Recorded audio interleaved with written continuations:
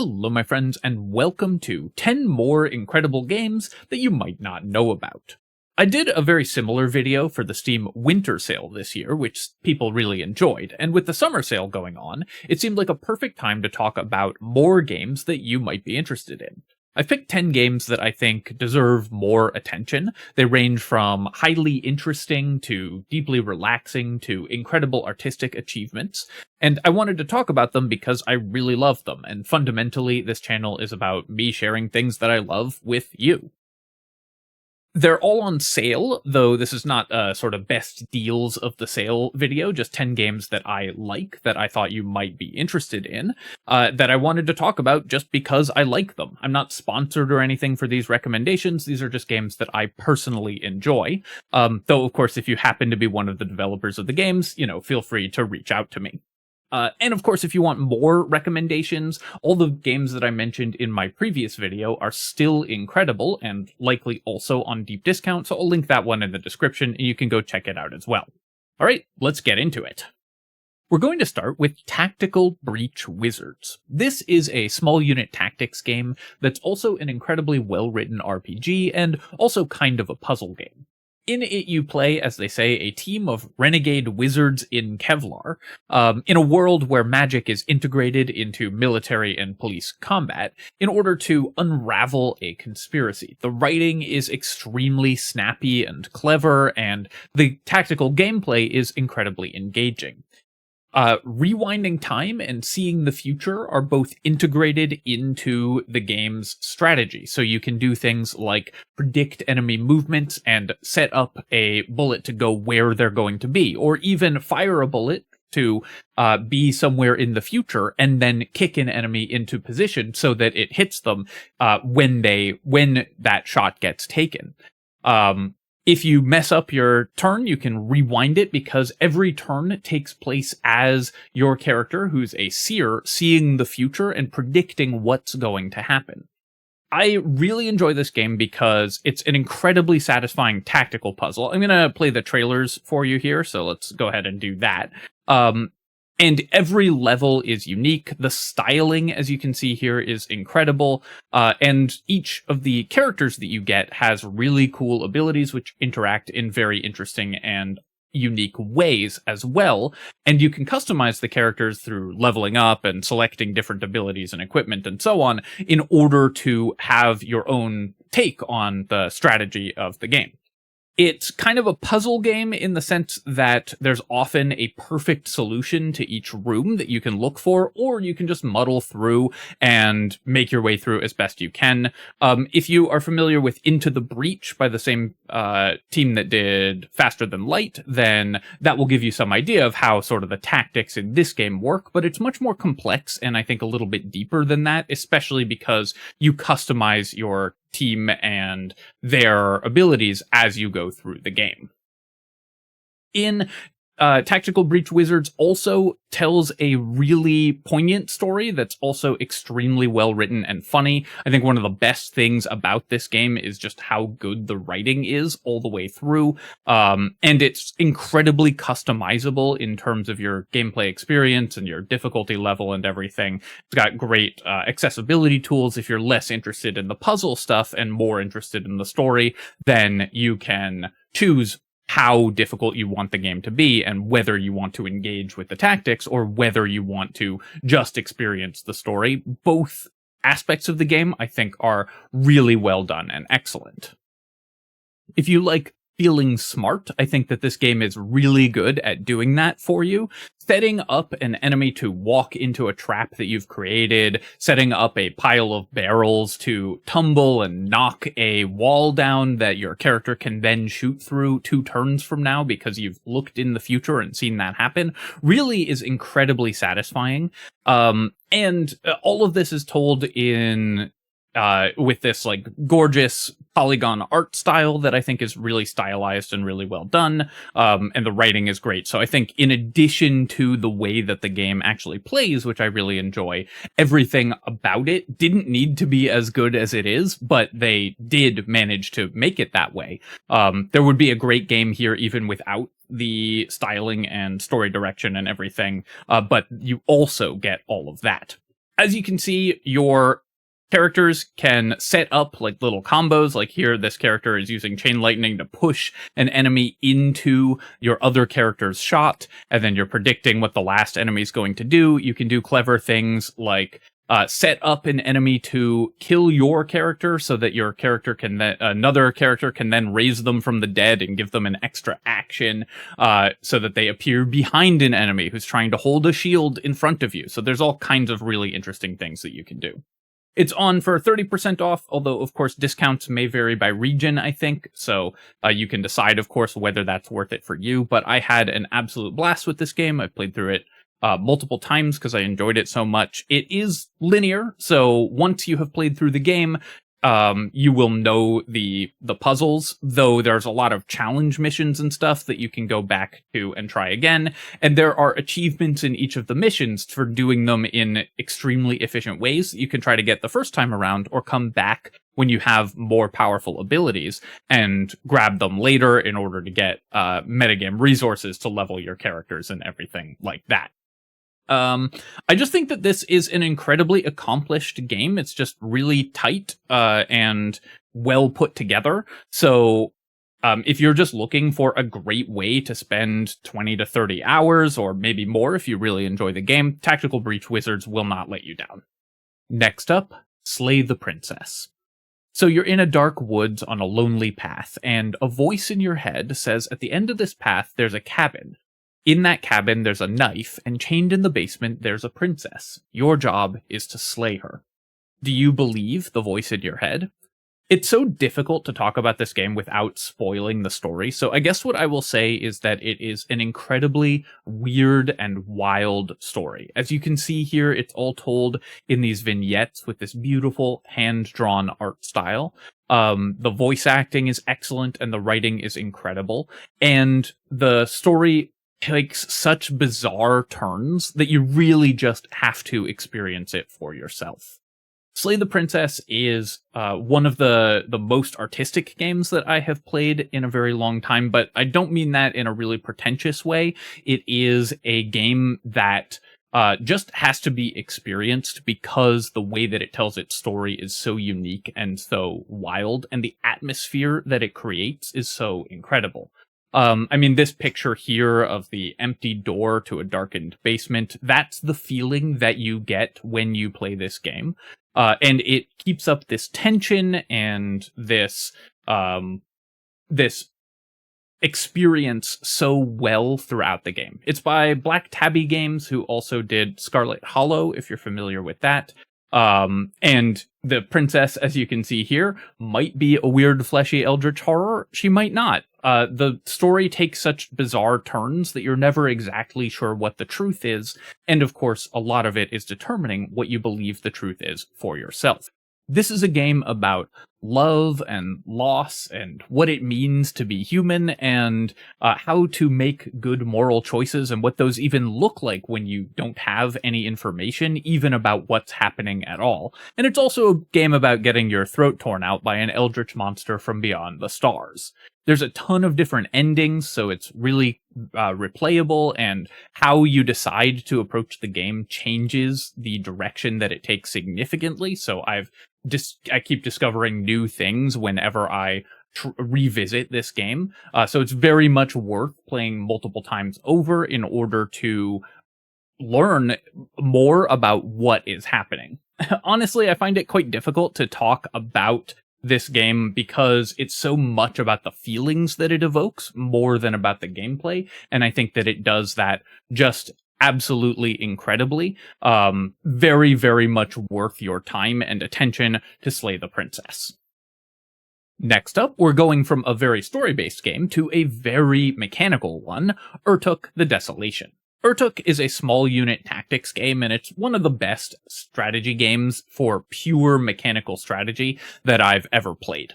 Urtuk is incredibly deep and incredibly difficult. It has a massive roster of possible units, and the way that the game plays out, there's an overworld with a party management. You move from node to node, taking different fights, and then those fights are played out on a tactical hex grid.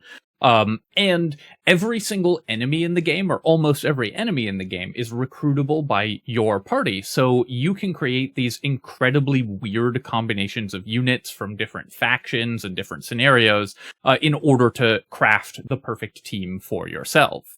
You can also equip your units, giving them different stats and abilities, and every enemy that you slay, you can loot their genes in order to mutate your own units, because the game is based around this heavily sort of mutated post-apocalyptic world, and uses this weird, gross art style, which I personally love, as a result, for a really dark and incredible low fantasy theme. This game is very difficult and very unforgiving. So if you're looking for a hardcore strategy game, then this is exactly the game for you. On the hardest difficulty, there are only a very few people in the world with confirmed victories at Urtuk. I do happen to be one of them because I played an awful lot of this game and have spent a bunch of time on the Discord and in the community and everything. And this game is just so deep and so expansive, and there's so many different things that you can do. It is just one of the best tactical games out there, and one of the most interesting ones if you are looking for an incredibly hardcore tactical experience. This game is by a very small team, which makes it all the more impressive just how much stuff in it, with almost a dozen factions and a roster of about 70 different units and 4 different world maps that you play through as you go through the game. And in combination with all of these different units and somewhat randomized recruitment and different mutators that you find from enemies as you play through, each team that you build is going to work incredibly different, because incredibly differently across different playthroughs, because all of these different units affect the game in different ways, and finding cool combinations between them is the real meat of this strategic experience. I will say the writing is serviceable, and there's not that much of it throughout the game. This is really a pure tactics game, so if you are looking for just to exercise your strategic muscles, this is exactly the place that you want to be. If you're looking for a more story-based experience, this is definitely not it. The meat of this game is the combat and unit building and customization, but it absolutely excels at those things. You can see here that the player in this trailer is choosing different team members and equipping them differently, and equipping new mutators that they got from their enemies to steal some of their abilities on their team, letting them do wildly different things across different playthroughs. Honestly, it's just an amazing strategy game, and if you enjoy strategy games, give it a shot. Next up, Card Survival Tropical Island. Have you ever wondered what it would be like if a survival game tried to actually take into account every single thing that you need in order to survive as a person? That's what this game tries to do. It is incredibly granular, with stats for your skin humidity level, for your stool liquidity. Yes, that is an actual stat that the game has, for how calloused your feet are. To prevent cuts, which of course could be lethal in a survival situation, especially in a tropical jungle, so you would need to take care of those immediately. This game tracks just about everything, and I think that it does an incredible job. It's played through sort of a deck building game or a card collection game. It uses cards to represent resources and things that you have available, and gives you lays out in front of you all of the resources and exploration and everything that you've done in the form of these cards. Tracking where you are going to find and store water, tracking fishing and farming and hunting, and figuring out ways to create new cloth and new pieces of clothing. This game really gives you all of the tools that you need to have an extraordinarily realistic simulation of a tropical survival situation.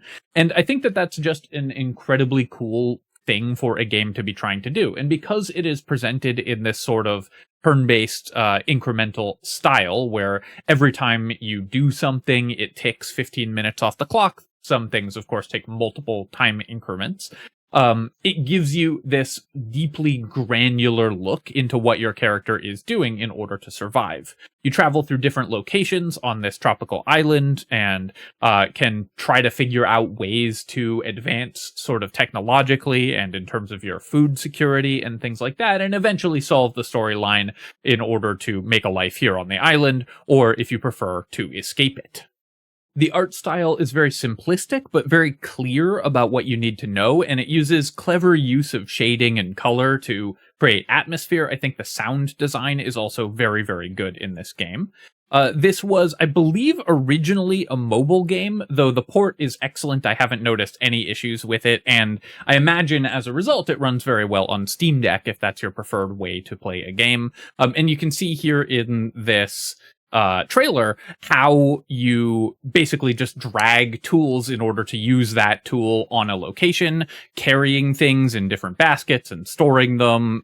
So if you, like me, find really clever storage solutions in survival video games to be pleasing, then this is a game that really gives you that ability to simulate that kind of thing incredibly well. The real draw here is just how extensive and how deep the simulation is, and how much you have to really think like someone who's actually in a survival situation. I guess, not that I've ever been in one, but what I imagine that would be like, in order to succeed in this game. I think it does an amazing job of giving you the feeling and tools that you need in order to feel like you're really there. Next up, a much more story-based game, Pentiment. This is another game that's quite difficult to describe, because it's about inhabiting a place and time that doesn't get a lot of attention in fiction. You play as an artist who's sent to a small monastery in the Bavarian highlands in the 1500s to help illuminate manuscripts. This is an incredibly pivotal period of real-world history that tends to be glossed over in a lot of fiction, but which I find personally quite fascinating. This is a game about living a day in the life of someone in this time and in this place, and it does an incredible job of putting you in the shoes of the people who would be living in these spaces. And it has much more accurate and real and a much more empathetic take on history than most video games can manage. The whole thing is done in this beautiful sort of hand-illuminated manuscript art style with a lot of references to what real medieval art and real medieval manuscripts looked like. And the story that you tell is about how people react to changing time, changing times, changing technologies, and changing social mores, as well as different tragedy and mystery that might befall people in this incredibly pivotal time in our real world history. The game is beautiful, and they've really done their research. So if historical accuracy matters to you, as it does to me, then this game is great at portraying history the way we believe it actually was. Although I will say, on a personal note, there's one scene where there's a stalk of celery in the background, and it is about 200 years too early for modern long stalk celery to exist. So everything that I said about historical accuracy, of course, is incredibly wrong, because I was deeply offended by that. Aside from that one little nitpick, though, everything is so well developed in this game that it really gives you an idea of what it must have been like to live in a place and time that we really don't hear many stories about, and that I think more people could stand to learn about because it informs so deeply the world that we live in today. This isn't really an educational game, though. It just takes place in this background of incredibly well-developed historical fact. But the game itself is about reacting to this unfolding mystery, solving it, and interacting with the people around you in order to develop these relationships and pursue your goals as a young artist who's making his way in the world.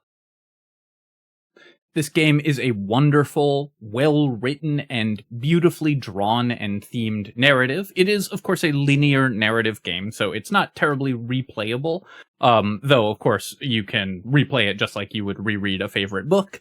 But it's not going to change the way that the game plays out significantly, though there is some choice-based stuff that you do throughout the game.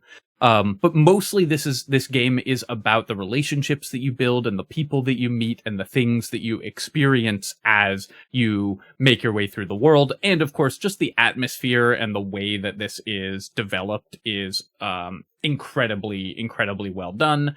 And the game uses this like sort of hand-drawn but animated art style to make things incredibly engaging despite static backgrounds. You really feel like this is a living, breathing world, which of course is the theme of the game, is that people have always been people, and with the same wants and needs and desires, and learning how those interacted with the world that they lived in the past and how you can affect that and how it affects us today, I think is both incredibly interesting and also really important in the modern world. Pentiment, I think, is, it's 50% off, and it's quite cheap, so it is a great deal for a game that is just an incredible experience. Next up, Distant Worlds 2. Distant Worlds 2 is a 4X grand strategy game in the vein of Stellaris, where you control a space empire, and as you can probably tell by the screenshots, the name of the game here is Depth.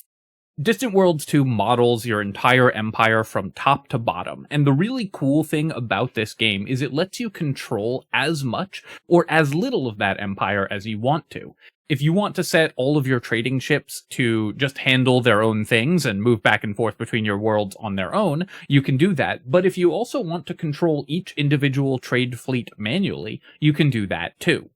But the really cool thing is it lets you do that in reverse. If you want to set your entire empire to run itself, to handle diplomacy and war and planetary development on its own, and just manage a single fleet or even a single wing of fighters, you can drill down into the minutia and play in this world that otherwise runs itself. So you have as much or as little control over your empire as you want, from top to bottom, all the way from the smallest fighter to the grand strategy of the empire. It has everything that you would want in a grand strategy game. A deep and incredibly extensive tech tree, weird space events and wild space monsters, a huge number of different races and planets, and as well as neutral ones that you can integrate into your empire. Different species trying to live on different planets have different penalties and everything, so integrating the planets that your species might not normally inhabit, maybe you need to make an alliance with another species in order to have them live on that planet and exploit its resources. It's a 4X game, of course, so you're building a strategy and building an empire and trying to compete for control of the galaxy with other empires in that galaxy. And it does an amazing job, I think, of just being large and extensive and giving you a ton of opportunity for strategic expression through the many different factions, different events, and different ways that you can build and construct your spaceships. It has a ship designer that lets you customize your ships down to their individual components, as well as your star bases. The research tree can be directed or blind, so really it is a space strategy game in the old school. This is a sequel to a beloved older space strategy game, Distant Worlds 1, shocking everyone, I'm sure. And the fact that it lets you do all of this stuff and drill down to this depth or go up to that height or any little slice that you want to in between, I just think is such an incredibly cool conceit for a game. This game is one that you can sink, dozens and dozens of hours into a single playthrough building your empire, or you can just mess around winning one battle for your empire with a single wing of fighters if you just want to play a little bit of a game. This game is still being actively developed by a very small team, and they have fixed tons of bugs. There's also a ton of DLC content. I probably wouldn't buy all of the DLC right away. You should get the base game and see if you enjoy the gameplay, and then you can buy the extra races and extra story packs and everything that the game gives you if you want more Distant Worlds 2. So you can kind of customize your experience of buying the game just like you can customize your experience of playing the game. This game is it's a grand strategy game that is truly grand, and I think that that's just a really cool thing, especially from a much smaller studio, so I have really enjoyed my time with Distant Worlds 2. Next up, another turn-based strategy game, the Age of Fear series. Age of Fear is a small unit tactics game. I guess this video is actually the video of the small unit tactics games, just like last one was the video of the post-apocalyptic deck builder games. Which has been continuously expanding over the last 10 years, getting deeper and more feature-rich for that entire time. The conceit of this game is that the developer is launching new games, but every time he develops a new game, he backports the units and features from the sequels to the previous game. So each game in the series is getting deeper and deeper and more interesting and mechanically rich, just constantly over time. This bundle looks pretty expensive, but it's all 5 games in the series, as well as every DLC, and also all future games that will be released in this series are included in this bundle. The individual games themselves are much cheaper if you only want to get one of them, and because of the way that the game development works, every feature of the most recent game will be present in any of the 5 games that you choose to purchase.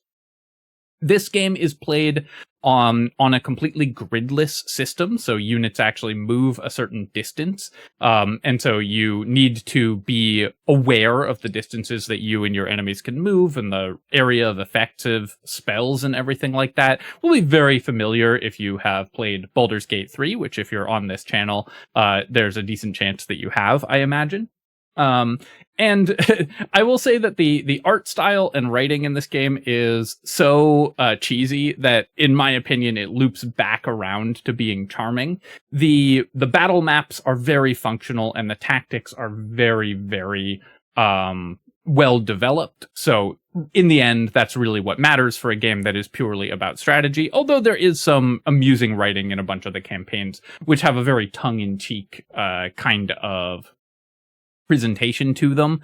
They do not take themselves very seriously, and so you get to play through this pretty enjoyable storyline, but mostly, of course, you're here for the tactics. There are hundreds and hundreds of units in this game across, I think, a dozen different factions as well, and your teams can be made up of combinations of any of these units. So similarly to Urtuk, which I mentioned before, the joy of this game is in discovering unique and fascinating combinations. Your hero units can be equipped with powerful artifacts that you discover as you play through a campaign, and those can seriously impact what they're able to do in the tactical game, giving you a very different experience across different playthroughs as well. So I find this game incredibly deep strategically and very interesting to replay.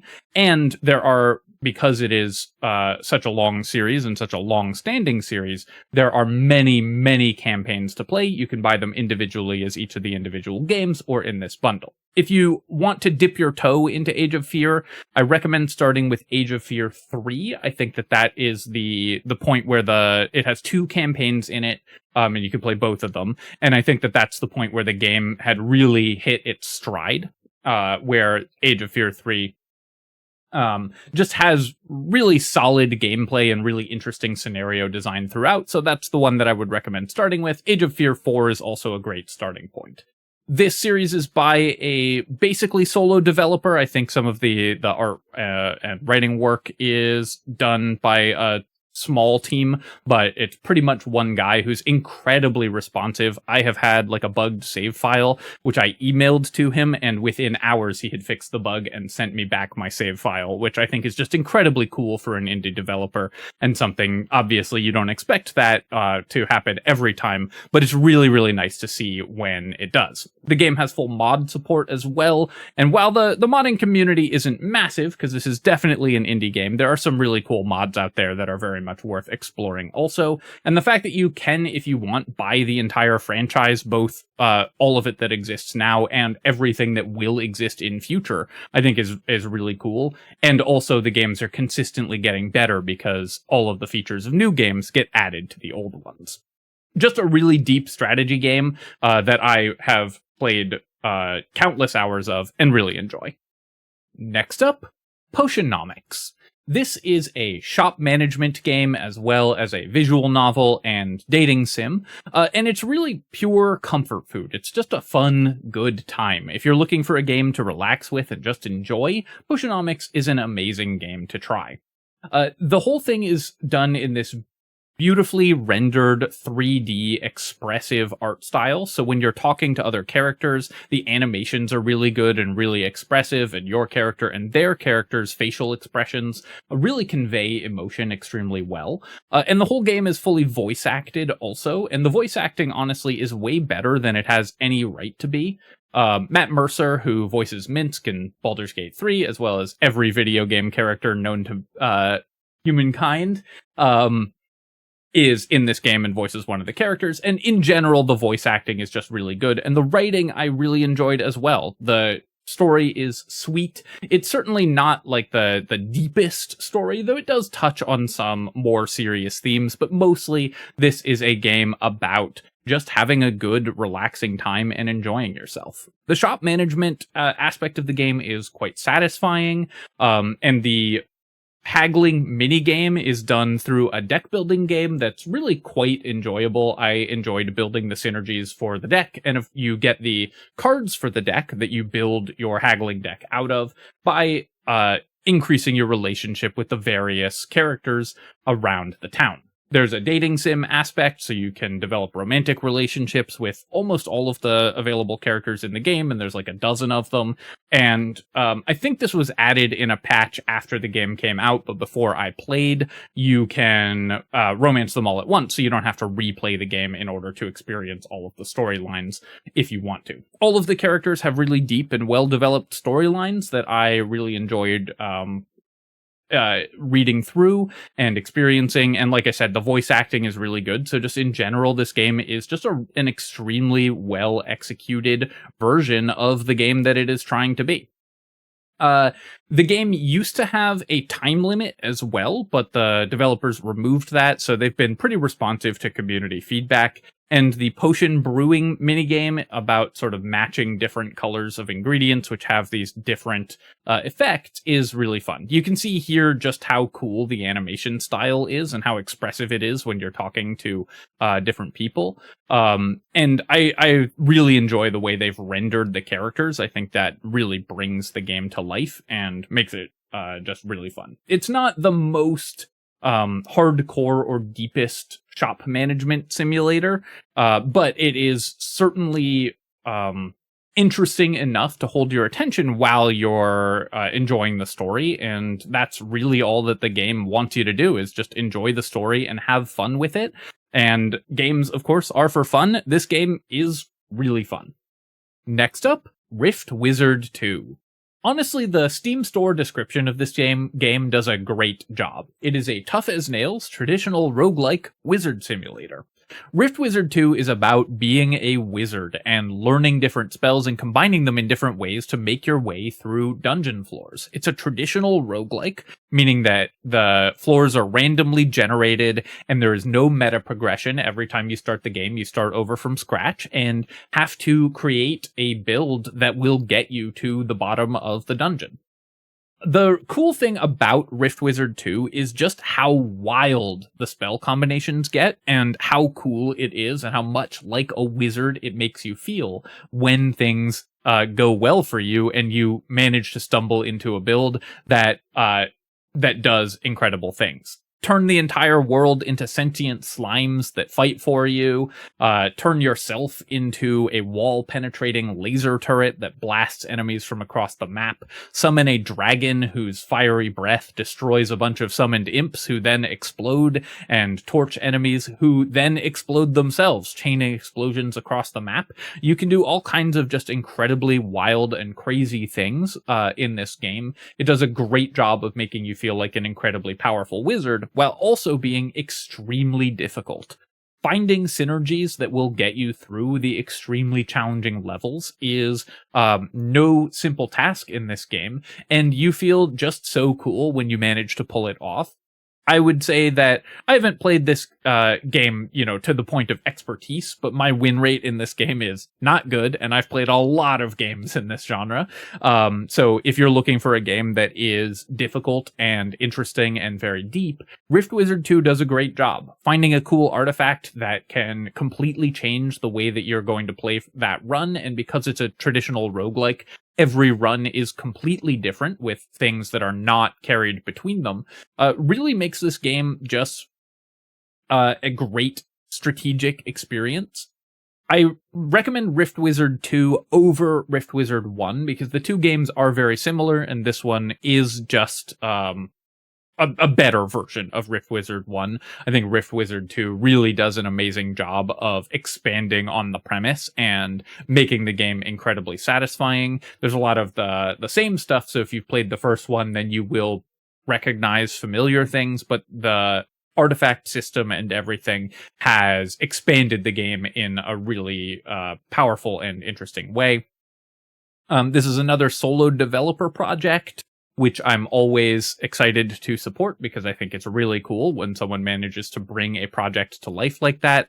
And I think that they've done a great job. I recommend getting this game on sale because the base price is a little steep, but on sale it's a great deal. And for a game that you can play on Steam Deck or on your laptop while you're traveling or anything like that, this game is an awesome time waster, and the amount of synergies and strategies that you can discover are really incredible. And the way that just crazy things happen every single time you pass the turn will just leave you going, how on earth did I do that? Which is just such a cool feeling for a game to give you when, as it says, the goal is to become an archmage. And finally, Esports Godfather. Esports Godfather is a sports team management game, but instead of managing a sports team like a football team or something like that, you're managing an esports team, in this case playing a MOBA that's definitely not in any way League of Legends. You manage your team by hiring players for each specific role, managing their training events and your training facility and special events that might come up and change how you might want to manage the team, as well as marketing and things like that. But then also, when your team actually plays a game, you actually play that game too. You pick and ban heroes, much as a professional MOBA team actually would, and then the game itself is played out on a grid that makes up on a hex grid that represents the map that a MOBA is played on as a deck building game with the cards in your deck generated by the heroes that you drafted during the pick and ban phase and the players who are on your team. So it is a deck building, hex-based strategy MOBA management game, so it hit me in my weak points for massive damage because this is just everything that I enjoy all wrapped up into one game. The thing that I think is so cool about this game is how great a job they did of making the management and the strategy interact. And the strategy itself feels like you are playing a MOBA. For a turn-based game done through cards, they've captured the feeling of playing a game like Dota or League of Legends so incredibly well. You have to manage tempo and lane management and build up to take objectives as a team, and then use the power spikes that you get from buying items in order to take good team fights and win the game by out-tempoing your opponents. The team fights themselves are fully 3D rendered and play out in this screen, and your different heroes will be represented on the battlefield using their abilities, which you have set up for them, using the cards that you have played and the items that you've bought throughout the game that you're playing. This game is very deep strategically. The pick and ban phase actually matters a lot. Hero matchups are incredibly important, and making sure that you get the heroes you want and your opponents don't really gives you a massive advantage when you're actually playing the game. So it's deep kind of at all points of the game. There is a significant emphasis on having and managing a strong team outside the game, and then also a significant emphasis on picking the right team in order to win the game, banning out your opponent's strong heroes and picking heroes that are good against what you've let through.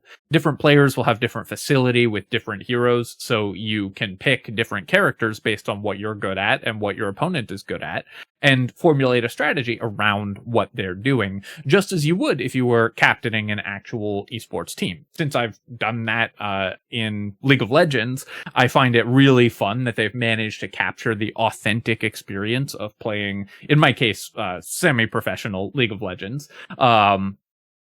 in such a cool and unique format. The game is a Chinese game originally, and the translation is admittedly somewhat poor. It's not a story-based game at all, so it mostly doesn't matter. And I have been able to figure out what everything does pretty easily. But the translation is not incredibly elegant, so if that matters to you significantly, then that is an issue that is worth mentioning. But the depth of strategy that this game has, and just how cool it is that they've managed to create a MOBA as a turn-based card game and have it really feel like playing a MOBA, I think is incredibly cool. One other, I guess, disclaimer about this game is that the art for the players is AI generated. So if that's a deal breaker for you, it might be for some people, then that's something that's worth knowing. But it's just for the portraits of your players, which mostly you don't see in the game, not for anything that really matters. This game is just, it's so good at making you feel like every decision that you make, managing the team and drafting for your team before you play a game, and everything really matters. You have to react to patches as well as you play through different seasons and learn things about your specific opponent's teams in order to better counter their strategy. As you play through the game, new heroes will be introduced, and old ones will have their abilities patched either numerically or with significant changes to what the characters do, and you have to react, and maybe that significantly impacts your strategy. The game's also being updated pretty consistently. They're about to release a whole new tournament stage for the World Champion update, which will give you even more gameplay and also a whole new way of interacting with the game, and I believe that will be a free update, so the game is going to get even bigger. It's already extremely deep and does a great job of giving you some really interesting strategic decisions throughout.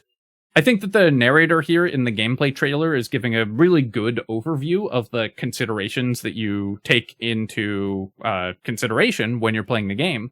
And it's exactly like captaining a MOBA team. So if you're looking for that feeling in a management game, which I was, this game does an amazing job. All right, my friends, I hope that you've enjoyed this look at 10 indie games that I think that you might enjoy, and I hope that you found something that you think is worth checking out. I've tried to include games from a lot of different genres so that there should be something for everyone, and hopefully that includes you.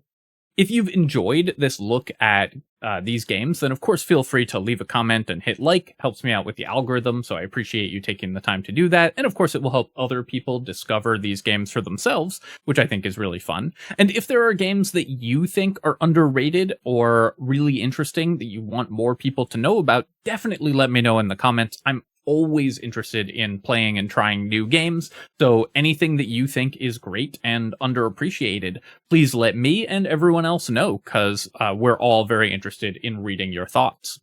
As always, of course, you can subscribe to my channel for more of this. I will keep doing these videos each Steam sale probably, because I've really enjoyed showcasing these games, and for other strategy game analysis. Cheers, my friends, and I'll catch you next time.